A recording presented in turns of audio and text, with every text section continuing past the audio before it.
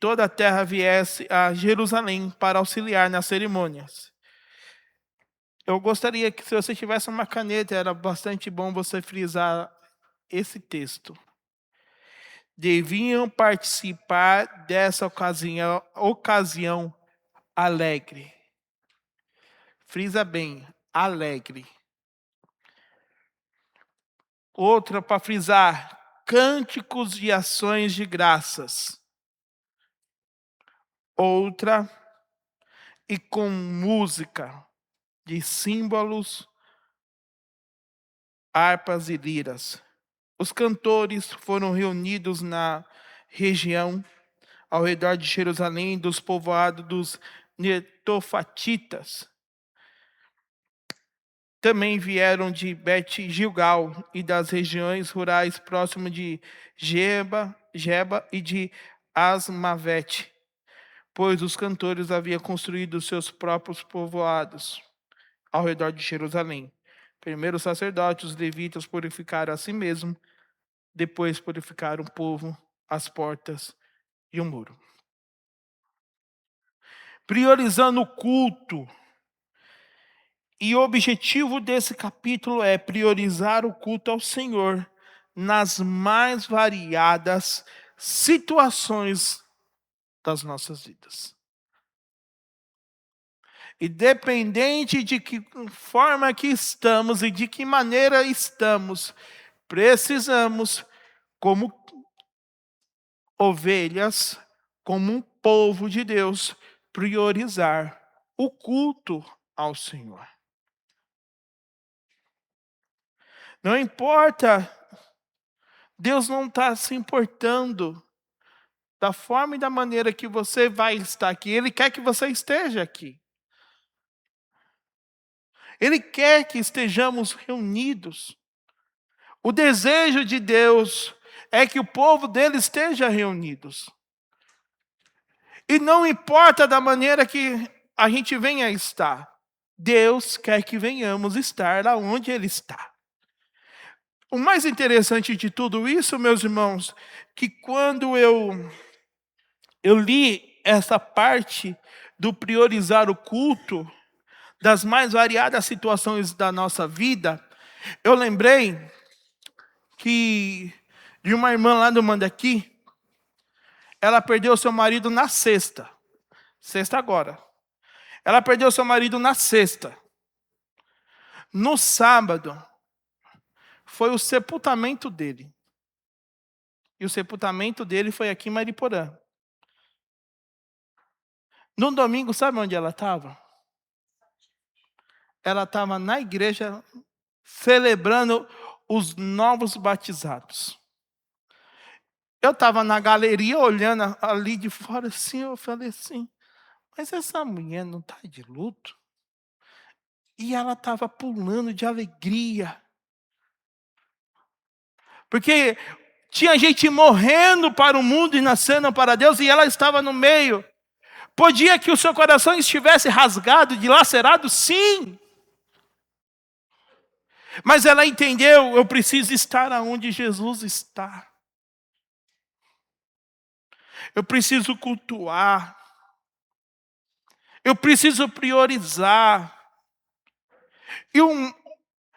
E assim, meus irmãos, é muito difícil, porque muitos não priorizam aquilo que é prioridade. Priorizam tantas coisas, mas aquilo que é necessário e importante não priorizam, que é o culto ao Senhor. De estar na casa de Deus. Por que eu preciso estar na casa de Deus? Qual é a necessidade de eu estar na casa de Deus? Porque eu sou a igreja. Próprio pensamento pequeno. É um pensamento pequeno. Somos a igreja de Deus? Sim. Mas Deus disse, não deixei de congregar como costume de alguns. Eu preciso priorizar aquilo que é prioridade. E é o culto ao Senhor. Não é um culto para mim. Não é um culto para o Johnny, para o Fábio, para o Benê, o ministério de louvor.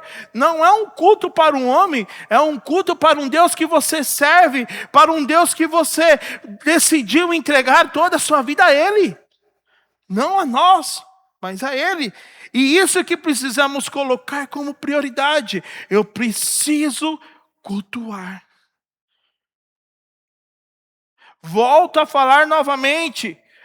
Poderíamos estar com uma igreja praticamente quase cheia. Existem uns que estão trabalhando, outros por motivo de doença, outros por questão da escola, e os outros. E Deus faz isso para alertar a nós, que eu preciso priorizar a quem eu adoro, a quem eu sirvo, e esse é Deus. Falaremos nesse texto sobre 4 tópicos: participar com alegria, música e ações de graça, consagração da obra e dízimo, oferta e adoração. Primeiro ponto, participar com alegria. Veja no versículo 27, onde eu pedi para vocês anotarem. 27, Kel.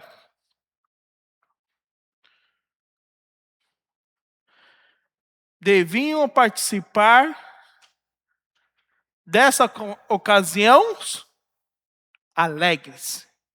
Primeira parte, alegres.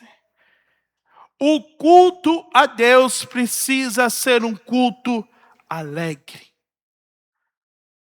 Hoje me alegrei quando me disseram: Deus não quer que o seu culto seja um culto de tristeza. Deus não quer que o seu culto seja um culto triste. Ele quer que estejamos reunidos para os seus cultos alegres. Mas por que celebrar a reconstrução do muro com tanta alegria assim?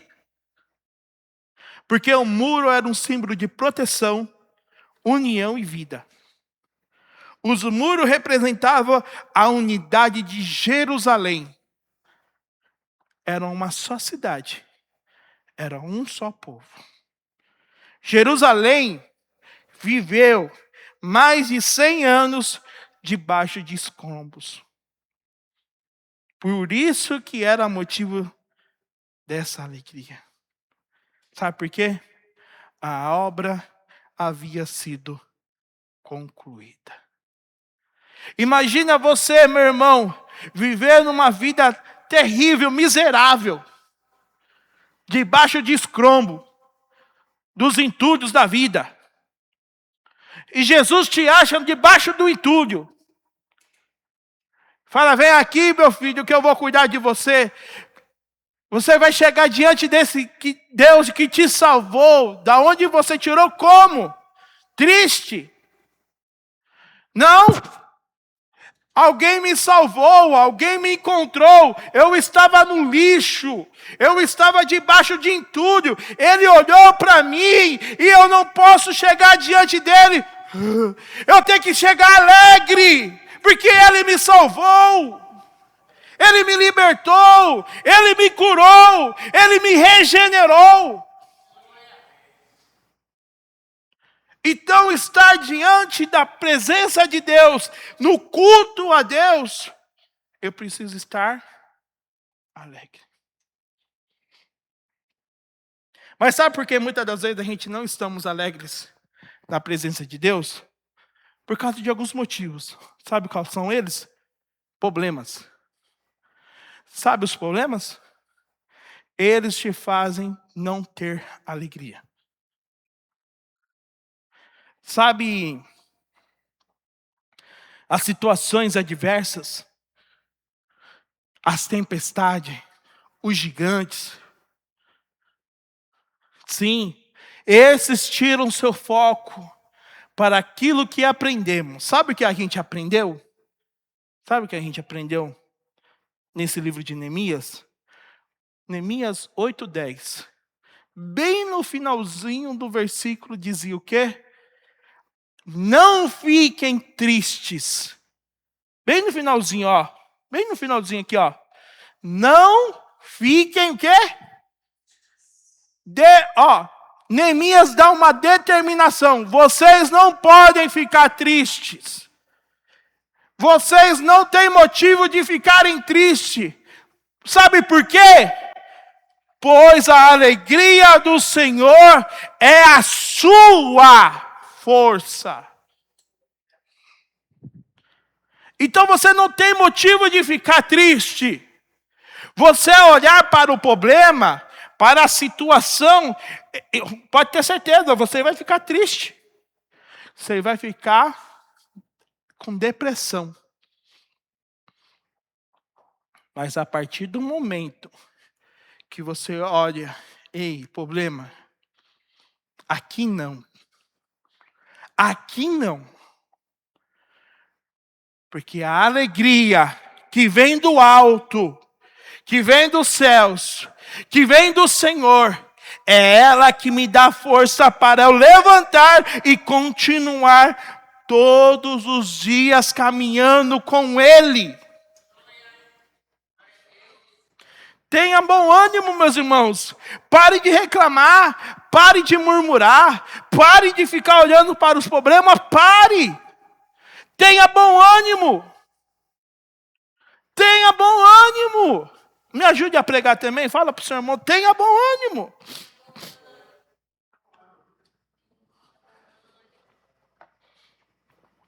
Não se abata. Ele é a nossa. Ele é a sua força. E a sua alegria te dará força para continuar. Segundo ponto é a músicas e ações de graças. Depois da alegria, vem com cânticos de ações de graça e com músicas. No passado, antes de Davi, os levitas tinham a responsabilidade da manutenção, auxiliar o sacerdote e dar apoio no culto. Se você quiser depois ler na sua casa, Números 8 e Deuteronômio 18. Fala a questão do levita. Números 8, Deuteronômio 18. Mas depois de Davi, as coisas mudam. Como assim mudam? Agora os levitas também ficam com a responsabilidade do louvor. 1 Crônicas 15 e capítulo 23. Veja que antes era de uma forma, depois as coisas mudam. E aqui aprendemos as seguintes coisas, vamos lá.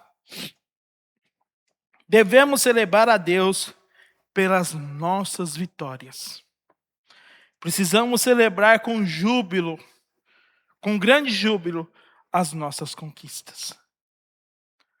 Irmãos, independente do tamanho da sua conquista, celebre a Deus.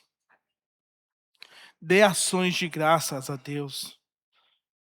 Dê ações de graças. Agradeça a Deus. Segundo ponto, Israel tinha muitas razões para adorar ao Senhor, pois as suas misericórdias sempre estiveram presentes. Salmos de número 136. As misericórdias do Senhor estão sobre as nossas vidas, meus irmãos. E é motivo de agradecimento a Deus. Obrigado, Senhor, pela sua misericórdia ter me alcançado. Imagina só se a gente não tivesse a bondade e a misericórdia de Deus sobre as nossas vidas. Aí estava danado da vida. E a grande verdade, meus irmãos, precisamos agradecer pelas misericórdias de Deus. Devemos celebrar louvores a Deus com união entre os irmãos. A união do povo de Deus já é uma grande causa de alegria e um símbolo da vitória. Aonde um está querendo matar o outro, degladiar o outro, o povo de Deus tem que estar unido, amando uns aos outros, como Jesus falou, amem uns aos outros como eu vos amei. E eu vou falar uma coisa que eu gosto muito do Hernande Dias Lopes, e ele fala uma frase sensacional e que abalou as minhas pernas, que diz: não há adoração vertical sem comunhão horizontal.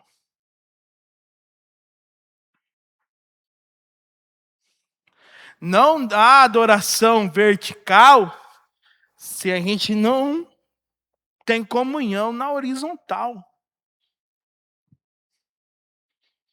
E aí, como que está sendo essa comunhão com o seu irmão? Amar e acompanhar aqueles que a gente ama é muito fácil, né, meus irmãos? O difícil é pegar aquela ovelhinha lá, aquela irmã lá que só Jesus na causa. É essa que precisamos ter comunhão. Não diz a palavra de Deus que ferro com ferro se afia? Vamos afiar os nossos ferros aí, então. Onde falta comunhão, inexiste adoração. Se você não tem comunhão com o seu irmão, com o seu próximo, a quem você está adorando? A quem você está dando ações de graça? A quem você está dando músicas? Para quem? Para Deus? Será mesmo? Será que Deus está recebendo? Olha que frase fantástica, meus irmãos. Não há adoração vertical sem comunhão na horizontal. É tão bonito cantar, né? Lá em casa, recebi o novo coração do Pai. Eu preciso de ti, querido irmão. É tão bonito cantar, mas será que esse louvor é uma verdade em cima dessa frase? De Hernande Dias Lopes? É, Dudu, precisou rever os meus conceitos. Eu comecei a rever o meu também, tá?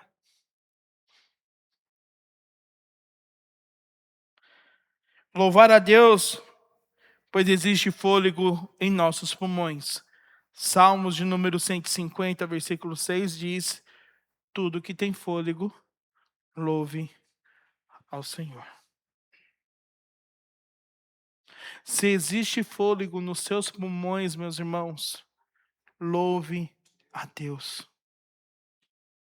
Eu nunca vou esquecer, e é uma cena que me marcou e vai estar indo para uma vida ministerial minha até Jesus me levar.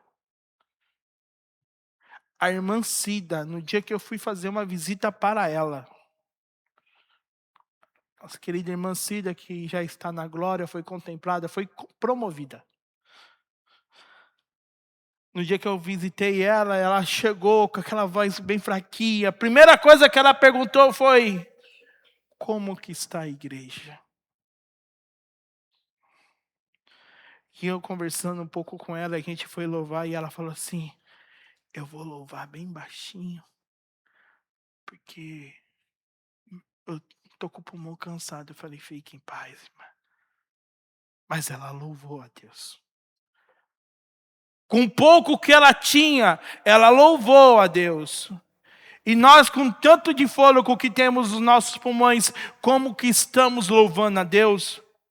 Como que estamos priorizando este culto a Ele? Como que estamos nos achegando neste culto a Ele? Quando estamos aqui direcionando o louvor, meus irmãos, não é para nós, é para Deus. Se tiver que gritar, você grita. Eu fico aqui na frente quando é o dia de eu receber. Glória, eu só vou. Eu vou. Porque é o que eu tenho. eu levanto as mãos, eu grito, porque eu tenho fôlego. Eu entendo a quem eu estou adorando. Se não entendermos a quem estamos adorando, a quem estamos servindo, de nada adianta estar na presença de Deus. E precisamos entender a quem servimos e como servimos a este Deus que se entregou por cada um de nós sem medir esforços. Devemos celebrar louvores a Deus com alegria, com uma vida pura e limpa, e com as mãos levantadas e santas. Jamais poderá haver louvor e adoração se não houver dedicação de vida ao Senhor. E aqui a gente frisa pela semana que estamos vivendo, o ungido e o holocausto. Frisa bastante naquilo que eu falei ontem no Gênesis. Isaac é amarrado nas suas mãos, mas os seus pés estavam livres, porque ele entendia que ele era o holocausto e ele precisava servir a um Deus. O holocausto já foi pago e esse foi Jesus Cristo. Hoje nós somos o holocausto para servi-lo no seu altar. E jamais poderá haver louvor e adoração se não houver dedicação de vida ao Senhor. Se você não se renunciar, se você não renunciar a si mesmo, aos seus prazeres e às suas vontades, você nunca vai entender essa questão de ser um holocausto para Deus. Abrir mão de nós mesmos é difícil, meus irmãos. Abrir mão de nós é muito difícil, mas é necessário para que Ele cresça e que nós diminuímos. Vejamos que ao cantarmos, reforçamos as convicções que já possuímos. Existe um Deus que governa sobre toda a terra e esse Deus é um Deus que intervém poderosamente na história do seu povo. E realmente, quando cantamos, quando Deus quer fazer, ninguém pode parar. E realmente não pode parar. Quando Ele manda a mensagem, Ele faz o profeta entregar. Faz a nuvem descer, faz a água subir. Se Ele soprar, faz o inferno explodir. Quando eu escuto os louvores desse tipo, eu já fico, uau, Deus é tremendo. E tem uns irmãos que falam assim, quando Deus quer fazer, nem sabe onde está. E você tem que expressar com o seu corpo, com alegria, porque quando Ele vai fazer na vida do seu povo, e você precisa crer e acreditar nisso, e com os seus lábios você declara isso, testificando com a sua fé. Terceiro ponto, consagração da obra. Depois de tantas lutas e trabalho árduo, agora chegou o momento da consagração dos muros. Deus tinha agraciado o seu povo com um novo recomeço. As misericórdias do Senhor precisavam ser celebradas, pois renovavam-se a cada manhã. Com isso, há uma mobilização, uma preparação para esse culto. Até há corais, hein? Depois vocês lêem capítulo 12 de Neemias. Até coral tem. Para ver que o negócio é chique mesmo, hein? Logo, logo a gente vai ter coral também. Em nome de Jesus. Vai ter coral. E existe um povo alegre com isso. Olha a alegria do povo no versículo 43. 43, Kel. E sacrificaram na NVT, Kel. Naquele dia alegre, foram oferecidos muitos sacrifícios, pois Deus tinha dado ao povo motivo para o quê? E você não tem motivo para se alegrar? Não é possível que você venha para a igreja e não tem motivo para se alegrar. Temos motivo de se alegrar diante da presença de Deus. Deus deu um motivo, você já tem um motivo. Faz o seguinte comigo agora. Faz assim, ó. Aí você já tem um grande motivo de adorar a Deus.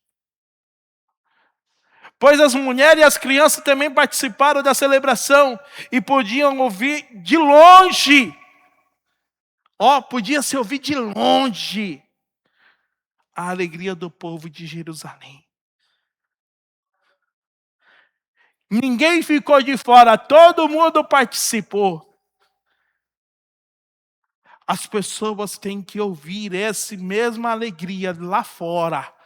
Para as pessoas falarem assim, nossa, que alegria que esse povo tem. E já começa a entrar dentro. Meu, eu queria entender porque vocês alegram, passa problema, passa perrengue e vocês ainda continuam. É porque a alegria do Senhor é a nossa força. Quarto ponto. Já estamos indo para o final, meus irmãos. Agora, nesse quarto ponto, vamos falar sobre dízimo, oferta e adoração. Porque existe no versículo do 44 ao 47, sobre essa questão do dinheiro, da finança. Mas existe uma visão correta, não deturpada. A partir daí, se retoma as contribuições para o recurso e manutenção. E próximo das portas, que eram muitas portas, e próximo de cada porta dessa, meus irmãos, estava um caixa para coletar esses recursos. Os dízimos e a oferta. E sabe quem era responsável sobre isso? Dessa organização da coleta? Os levitas.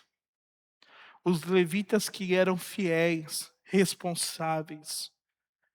Eles que organizavam essa parte. E iremos aqui agora, nesse momento, ressaltar duas coisas. A primeira está em Malaquias 3:10. Malaquias 3:10 diz: trazei todos os dízimos à casa do quê? Para que haja o quê? Aonde? Na casa de quem?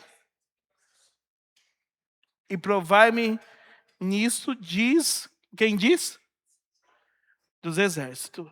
Se eu não vos abrir a janela do céu e não derramar sobre vós bênçãos sem medidas. Aonde tinha que ser depositada as suas contribuições? Na casa de Deus. Para o quê? Para um propósito. Para que haja o quê? Na casa de Deus. Quando utilizamos aquilo que é de Deus para outras coisas, não estamos cuidando na casa de Deus. Quando utilizamos o recurso de Deus para outras coisas, Deus fala assim, tem um dízimo e tem a oferta, e quando a gente utiliza esse dízimo e essa oferta para outras coisas, a não ser na casa de Deus, não estamos cuidando da casa de Deus. Mas Deus não precisa do dinheiro. Sim, Deus não precisa, porque Ele é o dono do ouro e da prata. Correto? Mas você está dentro de uma igreja, não está? A gente precisa pagar aluguel, não tem que pagar aluguel? A gente tem que pagar água, não tem que pagar luz, não tem que pagar a internet, porque quantos não estão aqui, estão lá em casa e estão assistindo na internet. Isso daqui vai depois para a internet. Aí você vai ficar vendo na live, né? Por causa do quê? Tem equipamento, tem tudo. As suas crianças vão para a escolinha, não vão? Dia de domingo, elas não comem? Elas comem. Não comem, Lê? Come pouco ou come muito, Lê? Come bastante. As crianças é uma anima nova. Então você viu, tem papel higiênico, tem cafezinho, tem tudo. Veja o tanto de coisa que tem com a contribuição do dízimo e da oferta. Para o quê? Haja mantimento na minha casa. Para que haja esse mantimento. Para a casa de Deus também te servir. E quando você oferta e dizima, Quando você oferta e dizima, veja a grande coisa que Deus faz sobre a sua vida. Se eu não vos abrir as janelas do céu e não derramar sobre vós bênçãos sem medidas. As janelas dos céus estão abertas sobre a sua vida quando você oferta e quando você dizima. E quanto que eu tenho que ofertar e quanto que eu tenho que dizimar? Aí a gente vai lá para a generosidade do coração. Lembra do que o Johnny falou? Que a partir de domingo agora vai ter os 3 meses? Você já orou já a Deus? Já orou a Deus? Já buscou a Deus? Já colocou já o propósito no seu coração? Quanto que você vai ter que ofertar por cada culto? Já sabe quanto que é? É o que Deus colocou sobre o seu coração. Para que aconteça isso na sua vida, meus irmãos. As janelas do céu têm que estar abertas sobre a sua vida. E você tem que ser uma pessoa próspera. E você tem que ser uma pessoa que vem abençoar reino e pessoas. Eu escuto muitas das frases, meus irmãos. Eu uso o meu dízimo para comprar cesta básica, para ajudar os necessitados, mas isso está errado. Já tem uma ordenância. Trazei todos os dízimos à casa do Senhor, à casa do tesouro, à casa de Deus. Segundo ponto, 2 Coríntios 9:7. 2 Coríntios 9:7 diz: cada um contribua segundo o quê? O que propôs no seu coração. Não com... Então, quando ofertarmos diante de Deus, no culto a Deus, não podemos ofertar como? Tristes. Não podemos ofertar e dizimar a Deus com tristeza ou por necessidade, porque Deus ama quem dá com... Até nessa questão Deus coloca, ei, você precisa também ofertar e dizimar com alegria. No momento da oferta a Deus tem que ser um momento alegre, pois louvamos a Deus com os lábios e honramos a Ele com as primícias de toda a nossa renda. Quando o coração se volta para Deus, o bolso naturalmente abre-se com liberalidade. Quem ama a Deus dá com alegria. E nesse caso, como você tem louvado a Deus? Deus não quer saber se é isso ou se é isso. Deus quer saber como que você oferta e dizima aqui. É aqui. E quando a gente fala de dinheiro na igreja, a maioria fica tudo escandalizado. E aqui, ó, graças a Deus, nossos irmãos não ficam escandalizados. Porque aqui a gente não está falando assim, tem que dar. Não, não. Você não tem que dar nada por obrigação. Porque se você dá por obrigação, Deus não está aceitando, porque você está dando com tristeza. Deus quer que você dê com alegria aqui. A partir daqui. E a questão é, como que está o seu coração? Como está esse coração? Para este momento da contribuição, do culto a Deus. E para encerrarmos, precisamos estar no culto com alegria. Por favor, a partir de domingo, me ajude. Se você vê aquele irmão cabisbaixo, irmão, se alegre. A alegria do Senhor é a nossa força. Bora, anima. Você está no culto para Deus, você precisa se animar. Sacode a poeira aí, deixa o choro, chora em 10 minutos para Deus, mas na hora que você se levantar, você tem que levantar alegre. Contente, alegre. Tem que dar uma confusão no capeta. Fala assim, nossa, mas ela acabou de chegar triste, agora está toda alegre. Que negócio é esse? Precisamos agradecer por tudo que Deus tem feito sobre nós e por nós. Nossos recursos financeiros foi Ele que deu para sermos administradores daquilo que é dele. Então você não tem nada, meus irmãos. Não temos nada. Tudo vem dele. Ame a casa de Deus. Ame a casa de Deus. Amém? Essa foi o capítulo 12. Então, se o povo tinha motivo de alegria, e você tem? Você tem motivo de alegria? Quantos têm motivo de alegria aqui para estar na casa de Deus? A partir de hoje, meus irmãos, vai sair de casa, eu vou para o culto a Deus. Aqueles que vêm a pé, já vêm alegre, contente. Uhul, vou para a casa de Deus. Alegria. Para que as pessoas vejam que nós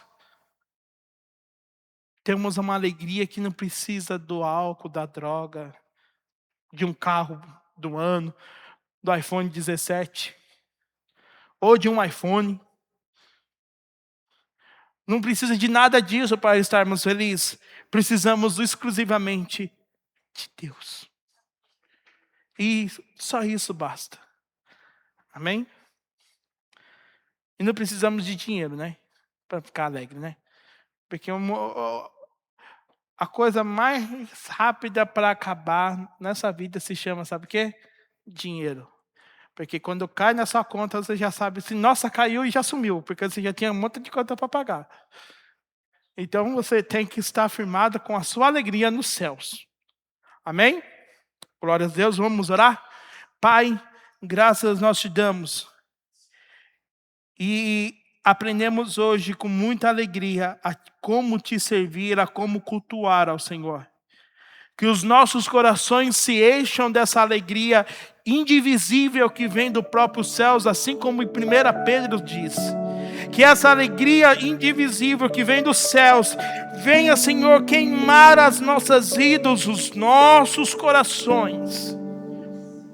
Em nome de Jesus. Que possamos servir com alegria, que possamos te agradecer, que venhamos entender que todos os nossos recursos financeiros é para te servir, Senhor. Para manter, em nome de Jesus, a tua casa. Que o Senhor abençoe a vida de cada um dos meus irmãos. Que essa palavra, em nome de Jesus, desça e venha queimar em seus corações. No nome de Jesus Cristo. Ou abençoa a vida deles, que eles possam ter uma noite abençoada. Que o Senhor os leve em paz e em segurança e proporcionando a cada um deles o descanso do justo.